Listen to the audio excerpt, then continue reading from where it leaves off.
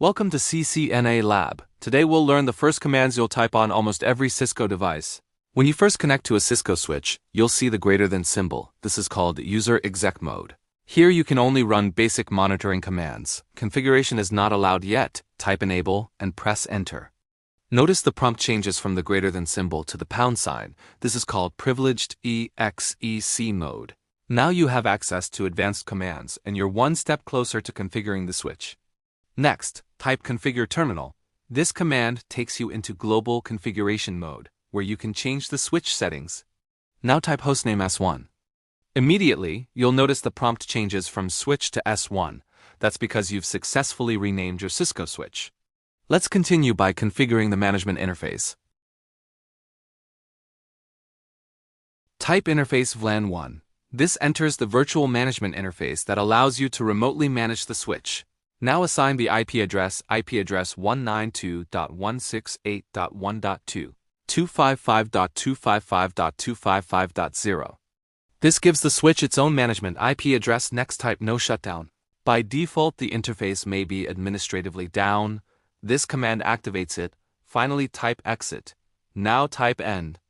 The end command takes you out of global configuration mode and returns you to privileged exec mode. Next, save your configuration so it isn't lost after a reboot. Type copy running config startup config. When prompted for the destination file name, simply press enter. Your configuration is now safely stored in the startup configuration. Let's verify everything worked correctly. Type show IP interface brief. You should see VLAN 1 with the IP address 192.168.1.2 and both the status and protocol showing up.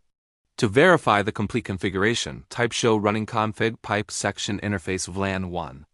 This displays only the VLAN1 configuration, including the IP address and the no shutdown command. Finally, move to your PC and type ipconfig. Verify that your PC is in the same network as the switch.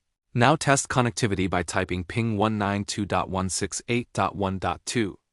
If you receive replies, congratulations! Your management IP is configured correctly and the switch is ready for remote management. Congratulations, you've completed your first Cisco Mini Lab and your switch is now ready for remote management. Thank you for visiting IT Step by Step, your space for networking, commands, CCNA, cybersecurity certification prep, practical lab tips, and more every day. See you in the next one.